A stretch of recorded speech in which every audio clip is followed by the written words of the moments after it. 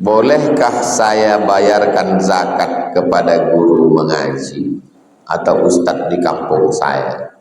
Uang zakat yang dapat guru ustadz apakah boleh diambil? Apakah boleh dia ambil atau dibagikan lagi? Tak boleh keluar dari 8 kotak, 8 asnaf. Kita punya guru ngaji. Guru ngaji kita ini masuknya kemana? Innamas shadaqatu lil fuqara. Fuqara tak ada income sama sekali. Orang tua umur 70, tak ada kebun, tak ada anak, sebatang kara. Masuk dia fakir. Wal masakin. Ada income 500.000 sebulan. Kebutuhan 3 juta. Ada income tapi tak cukup. Itu namanya miskin. Wal amilina 'alaiha, amil. Wal muallafati qulubuhum, muallaf. Wa fir riqab, hamba sahaya yang mau merdeka. Wa fi wal inna sadaqatul fuqara wal masakin wal amilina 'alaiha wal muallafati qulubuhum wa fir riqab wal gharimin, orang yang tidak utang. Wa fi sabilillah, perang. Wa binis sabil, musafir yang putus belanja, datang dari Palembang, datang dari Bengkulu, datang dari Jawa, mau pergi ke Aceh, putus belanja. Ibnu Sabil. Sekarang guru ngaji itu masuknya kemana? Dia masuknya ke miskin, dapat. Dia masuknya ke fakir, dapat. Dia masuknya ke amil, dapat. Dia masuknya ke gharib, wal gharimin, dapat. Dah. Kalau masuk, kalau tak masuk, dah. Saya dikasih orang, ditulis di situ zakat. Zakat. Boleh saya ambil apa tidak? Aku pula tak boleh. Tapi kalau saya berfatwa untuk diri saya sendiri, tentu yang saya ambil dalil yang menguntungkan. Maka kalau untuk diri saya tak bertanya ke diri saya tanya Komisi Fatwa MUI Provinsi Riau. Assalamualaikum Ustaz. Waalaikumsalam. Saya dikasih orang zakat, bolehkah saya ambil? Tidak. Antum tak masuk dalam 8 asnaf. Saya balikkan. Mohon maaf ya Pak, jangan tersinggung. Kata Komisi Fatwa, aku tak masuk. Jaga diri. Jadi antum nanti kalau pulang ada orang ngasih zakat, antum tanya kawan, aku dapat enggak? Ditanyanya balik, aku dapat berapa? Gitu deh. Oke, uang zakat yang diambil guru ngaji saya tadi. Oh, banyak guru ngaji ini yang mau ngambil, diambil. Apakah boleh dia ambil sendiri atau dibagikannya lagi?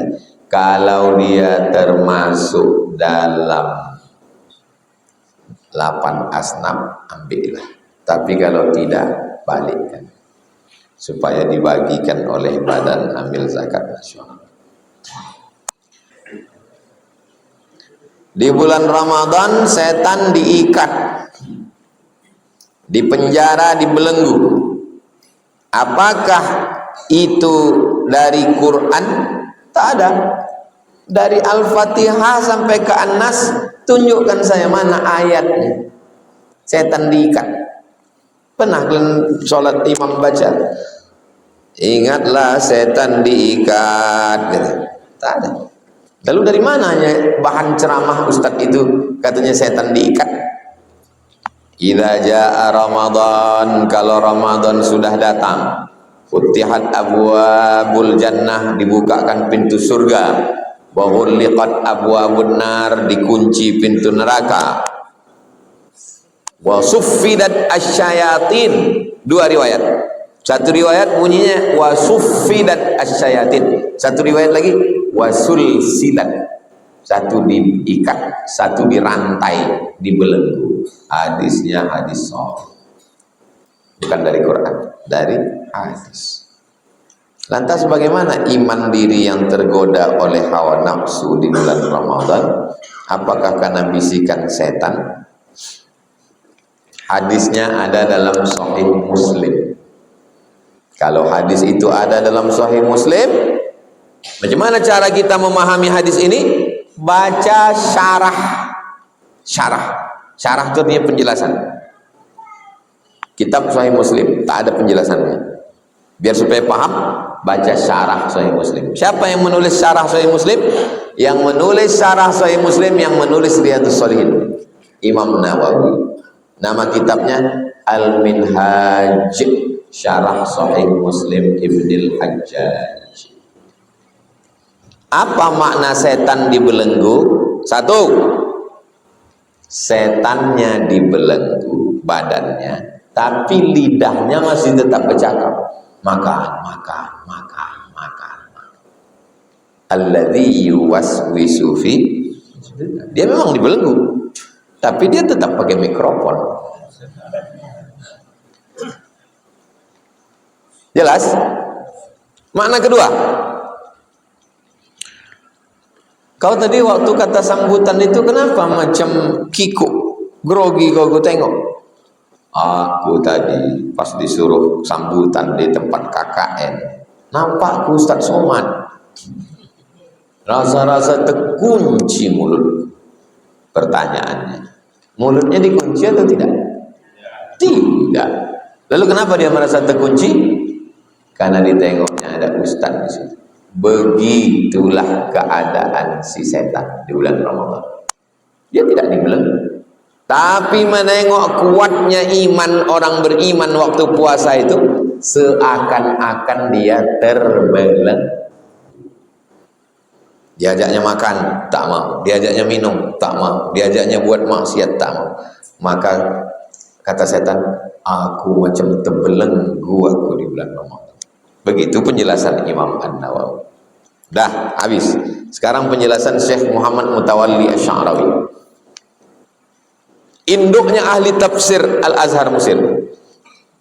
Banyak ceramahnya di YouTube. Coba tulis Syekh Muhammad Mutawalli Asy-Sya'rawi. Meninggal tahun 1998. Kata Syekh Muhammad Mutawalli Asy-Sya'rawi, apa hikmah disebut setan itu diikat di bulan Ramadan? Karena orang berbuat dosa itu sebabnya dua. Pertama, karena dirinya. Yang kedua, karena setan. Orang buat dosa itu dua. Pertama, karena dirinya. Kedua, karena setan. Nah, di bulan Ramadan setan diikat. Jadi kalau ada orang buat dosa, itu berarti karena dirinya setan. Kalau ada orang buat dosa sekarang, itu murni karena dirinya. Jadi yang selama ini menyalah-nyalahkan setan, minta maaflah ke setan. Maafkan aku setan. Kata setan, ambolah mau pensiun dini, karena perbuatan manusia lebih parah daripada setan. Itulah penjelasan ulama tentang makna setan dibelenggu. Jelas apa tak jelas? Ingat 3 penjelasan, sampaikan nanti kalau ditanya orang. 2 dari Imam Nawawi, 1 dari Syekh Muhammad Mutawalli Asy-Sya'rawi. Rukhsah bagi musafir yang puasa itu apakah sunnah atau sekedar mubah? Faman kana minkum maridhan, siapa yang sakit, au ala safarin, atau musafir, fa'iddatum min ayyamin ukhar, ganti di hari yang lain. Itu sunnah atau mubah? Mubah. Mana dalilnya mubah? La yalumanna minnal muftir as-shaim. Waktu kami pergi ke Makkah, kami sedang puasa, yang puasa tak ngejek yang tak puasa, yang tak puasa tak mengejek yang puasa. Itu menunjukkan dia mubah. Karena kalau sunnah, pasti semua sahabat melaksanakan sunnah. Jadi yang puasa jangan mengejek.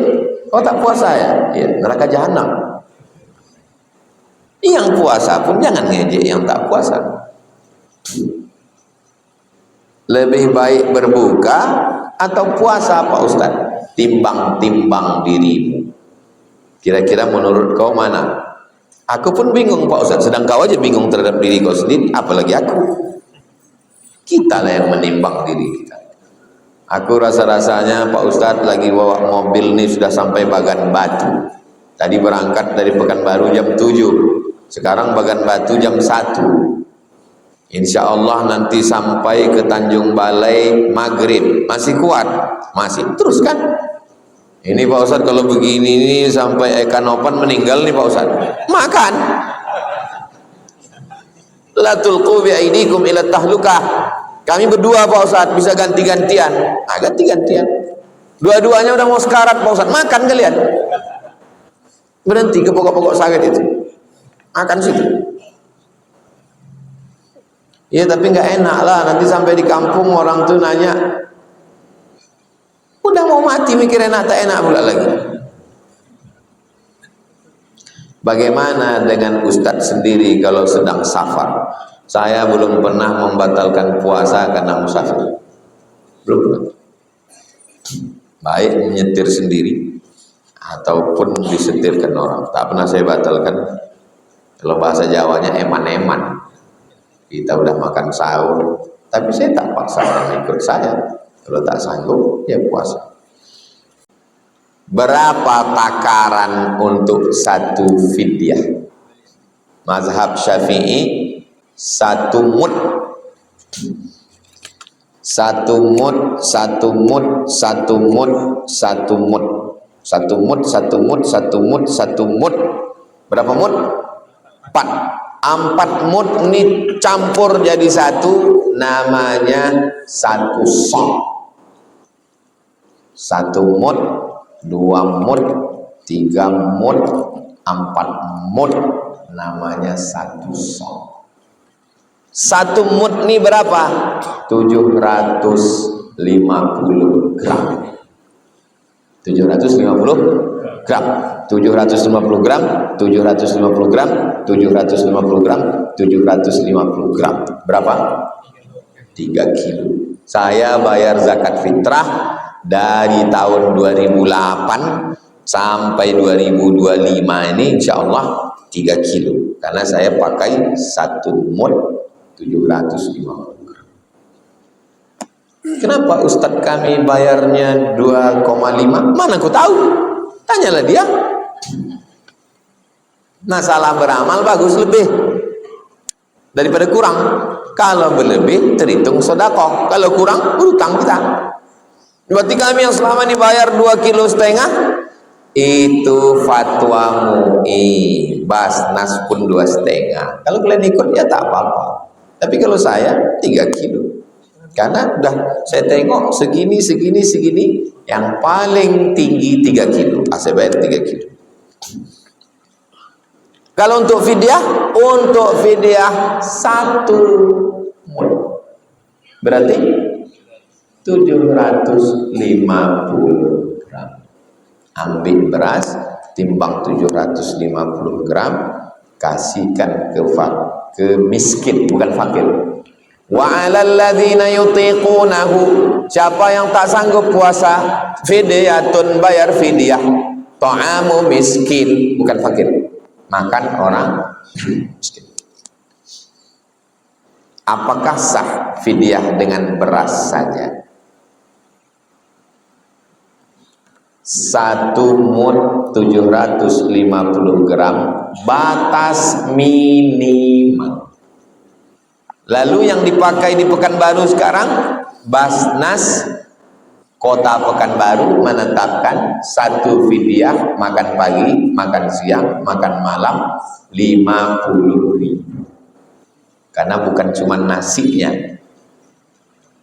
santannya, lauknya, jariangnya, sayurnya.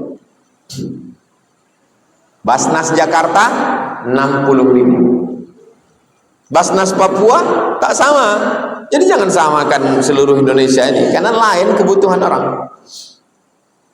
Jadi kalau ada orang yang ngasih cuma 750 gram, batas mini. Jadi yang bagusnya kami ikut mana? Ikut Basnas. Kasih sehari 50.000. Jadi kalau ada orang tua tak bisa puasa sebulan, 1,5 juta. Mana yang paling afdal bayar fidyah? Dengan makanan atau dengan uang? tengok situasi dia. Makanya kita mesti kenal dengan orang itu. Ama-ama sudah tua di rumah sebatang kara sendiri, bagus kasih duit. Karena kalau dikasih beras, siapa masak? Kalau dikasih duit, bisa dia belikan aku nasi sebungkus. Bapak-bapak belum tua kali kasih beras. Karena kalau kasih duit, main game online deh, beli paket dia, main Mobile Legend deh.